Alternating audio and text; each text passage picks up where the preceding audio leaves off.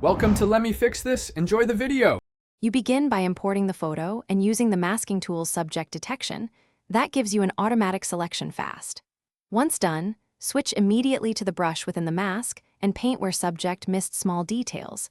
Make sure to use add or subtract modes to correct overreach. You want a clean selection edge before further edits, because every downstream step depends on an accurate mask. Keep the zoom high and toggle the mask overlay to confirm coverage. Now refine the complex middlework. Switch between the brush and range mask to isolate tricky areas like hair, semi-transparent fabrics, or shadowed edges.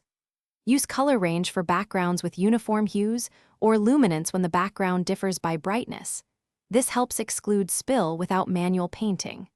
Once the selection is accurate, soften the transition using feather and increase mask contrast to tighten edges. Then nudge dehaze or texture inside the mask to preserve detail. These steps remove artifacts and create a natural separation. To finish, invert the mask to target the background and drop exposure to -100 for pure black or boost exposure, plus highlights to create white. This visually removes the background in Lightroom.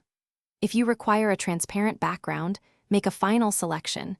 Then choose Edit in Right Arrow Photoshop as a smart object or layer with transparency and remove the masked area there, then save a PNG. If you see halos or jagged edges, make sure to refine feather and contrast. Repaint problem spots with a small brush and re-export.